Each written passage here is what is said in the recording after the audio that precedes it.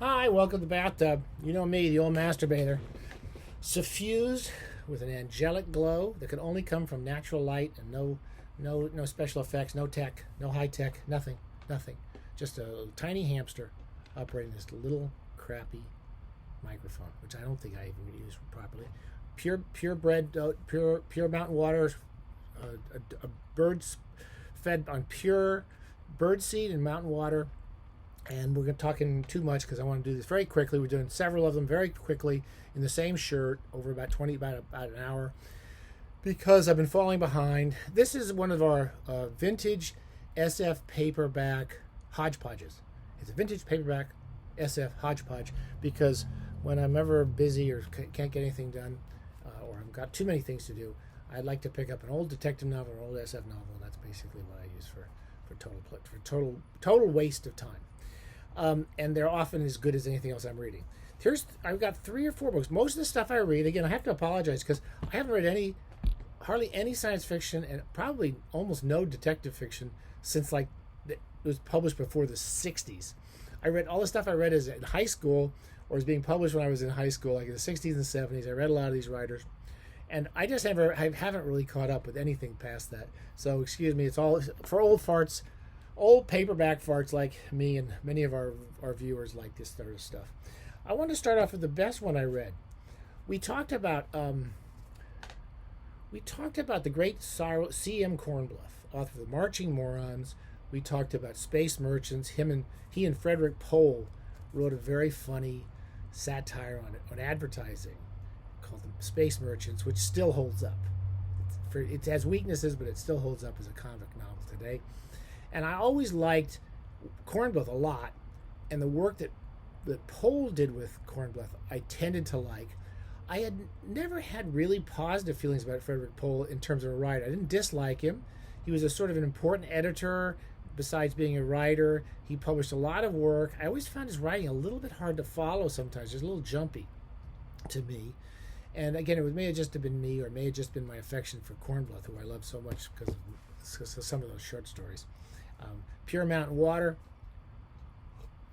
contributing to my angelic glow. Anyway, here's a beautiful book. I've had this I bought this like in high school. You know, it's called The Age of the Pussyfoot. I don't know what the title really means exactly, and I carried it around because it's so beautiful, and it got pretty good reviews. Pohl's reputation got better and better, especially as he got older. Some of his books, like Gateway, were quite successful, and I think people still read those. Gateway's a good one, too. Anyway, I didn't think I would like this. For some reason, one night I couldn't sleep, and I just looked at this great, cool book, and it ended up sitting next to me. And I started reading it, and I couldn't put it down. It was really, really fun. So it's one of those looking backwards from the year such and such deals. It's about a guy, I forget what he did now. I think he's a fireman. And anyway, the book is written in the 60s, and it uses a lot of things that were popular in the 60s, such as the notion that, remember, they used to talk about freezing people and then waking them up 60 years later and repairing their bodies and stuff. So that's the premise, is this guy goes into suspended animation, or he's frozen until 150 years later. I think it's 100, 200, no, it's 500 years later, he's brought back to life. And he's pretty happy about this because he died fairly young as a fireman in a fire, and he goes through these various adventures, many of which have to do with just trying to find your way through this new world, which he doesn't understand. I found there's a number of ideas. If you were to read this, you would want to say, wow, one of the things I don't care about SF is whether it predicted things or not, but you couldn't help but read this and think, God, he does predict a lot of things. Everybody's carrying around something called a joy maker, which is basically it's like a metal flower or something. It's if you think of your iPhone, it's connected to everything. It gives you lots of communications with everybody. It basically gives you information. If he wants to work, he needs a job, he just says, could you get me a job? And it gets him a job. The notion of what jobs are available to people have changed quite a bit. So there's lots of information-based jobs, or jobs of people who just talk to other people on certain subjects. A lot of stuff which you really do sort of see today. The joy makers also, which they your iPhones don't do, but will probably be doing very soon. If you're feeling depressed, you'll say, I'm feeling depressed, and it shoots you with a drug that makes you feel better, or it fixes your martini, or it fixes your Manhattan. Anyway, it does all that sort of stuff for you. He moves in with this woman. It's a very episodic novel, and in the course of the novel, the other thing that happens is there's a race of aliens who there's been some sort of war that nobody quite understands, and basically there's like 10 or 12 people from this other planet wandering around Earth, under house arrest, because nobody does very much, and they're involved in some sort of shenanigans, which I won't describe, as I can't remember too well. All I can say is I read the whole way through. It's very similar to Space Merchants or the Kornbleth books, in the sense that the character's constantly having trouble, and then he goes to another section. At one point he becomes a homeless person, and homeless people have fairly good lives compared to our homeless people today, because they can make a decent amount of money. The only part of the book I found a little kind of annoying was when he wakes up, he thinks, oh, I'm so lucky, I have $250,000 in my account. And of course, right away that inflation has eaten that up. And of course, the guy spends all his money in the first 50 pages. That's the only cheater. That's the only spoiler alert I'll give you. But it was a really, really fun novel. It still holds up. And at the end of the book, again, I never could care less about this stuff, but at the end he writes a little author's note about how he used to be in the military weather patrol or something, and his whole job was predicting weather patterns. And he talks about how, well, I'm predicting this sort of global information network that you can access through your smartphone or your Joy Maker, and I'm predicting these things about unemployment. I'm predicting these things about inflation, and he says, I've set this 500 years in the future, but basically all the technology is there now, and most of this stuff could happen in the next 50 or 60 years, which is of course today. And so it's sort of fun. It is a fun novel to look at if you want to see about the predictive issues of predictive abilities of science fiction, but that's not why it's fun. It's just a kind of a fun.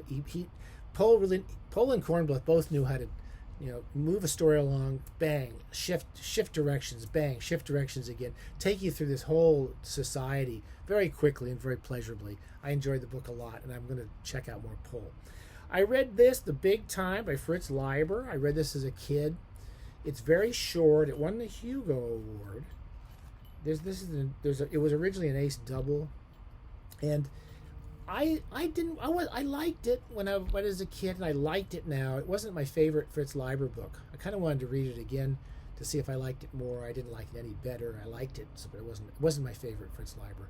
It's set in this kind of future. It's sort of stagey. It's set in this one station where basically there's a time war going on between the spiders and the snakes, I think.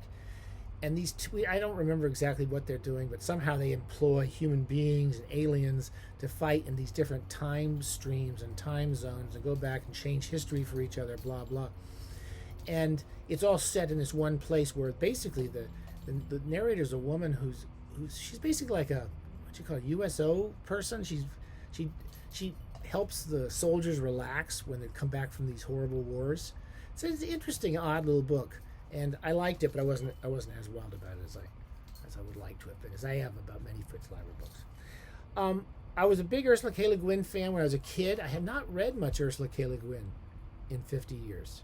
Like everybody, I really enjoyed Left Hand of Darkness. I had read a few of her books when I was a kid, and I used to use her in classes when I was teaching, such as The Lathe of Heaven, her Philip K. Dick pastiche. Her short stories were always my favorite. I loved Nine Lives, and almost all of her short stories I've really enjoyed. Anyway, I've never really read ROCANNON'S World, and I had this sitting around, and so one night I couldn't sleep or something, and I started reading this very short novel. I was bothered. I tried reading it many times over the years. It has this thing that bothers me, which it's what you call a fix-up. There's like a novelette at the beginning called Semley's Necklace, or just called The Necklace. It was originally published as a short story, and you can see that she's taken that story and then kind of added a novel onto the back of it, which used to bother me. But this time I was reading it, I really enjoyed that story. So that got me into it a lot more. It's basically about someone on an alien planet and the different cultural relationships between the different races on this planet, and her desire to recover something that was once her family's. So it takes you through that. And then the large part of the novel is about this intergalactic civilization that keeps showing up in Le Guin's books, all her SF novels, such as Left Hand to Darkness, and they come to these planets and they have good and bad motives, and there's different political intrigues going on. Anyway, I enjoyed it. This is very descriptive in a way, descriptive of this world, this planet. It's very short. You read it very quickly, and it makes me want to read Le Guin again. I've always wanted to go back and read more of her work. On the other side, one of Avram Davidson, our old buddy Avram Davidson, The Karchi Rain. I thought I'd save that and do another episode on Avram pretty soon. Finally, I haven't finished it. I'm halfway through it. This is when the Orbit series. We've been talking about the Orbit series. Anyway, I've been going back and reading through the series in sequence. A little water. And they get really even more eccentric, I think, as the series progresses. But it still has some great stories in here.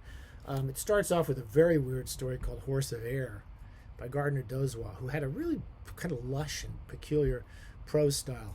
I never read a lot of his work, but I like what I read. But if you look through this, all the writers are so important, that become so important, and the writing they do for Orbit is some of the most unusual, and sometimes their best. Horse of Air is about a kind of future after a race war, as I recall. Some guy living in some tower block. Harlan Ellison's one of his best stories, One Life Furnished in Early Poverty. It's a very good going back to childhood story of Ellison's. That's one of my. I have mixed feelings about Ellison's work, but that's one of his stories I like the best. Avram Davidson, one of his weird, dark stories, Rite of Spring. A few stories I didn't quite get. Even the Jane Wolfe story, which I didn't quite get. Sonia Crane, Wesselman, and Kitty, but I may not have been paying attention. One of the greatest R.A. Lafferty stories, All Pieces of a River Ashore. And a very interesting kind of fun story by Carol Carr, I think she was Terry Carr's wife. And she was a pretty interesting, kind of a surrealistic story. And again, I read this a couple of months ago. I forgot it already, but I liked it. And the story that I most remembered vividly from this, and again, I haven't finished this book, but Starscape with Frieze of Dreams by Robert F. Young. I remember this story, and I was kind of looking forward to reading it again, and I did really enjoy it again. And it's about a future where there's these kind of space whales that travel through the universe, and human beings take these whales and, as usual, commit horrible atrocities to their brains and their lives and their biologies, so that they can ride them through the stars. And this one guy finds how to communicate with one of them. And he communicates with them through through kind of mental signs. And the whole thing is about him learning to talk to this whale. There's one of the signs he speaks. I don't want to give you the ending, because the ending is a sign that kind of has a beautiful, really hits you. Really interesting story about trying to contact an alien intelligence. And I enjoyed it as much the second time as I did the first time. I read a little bit I looked up Robert F. Young because I'd read his stories over the years as a kid, and I think it was interesting. I guess he had led a kind of interesting life. He was a janitor in a school or something, and nobody knew he was a writer.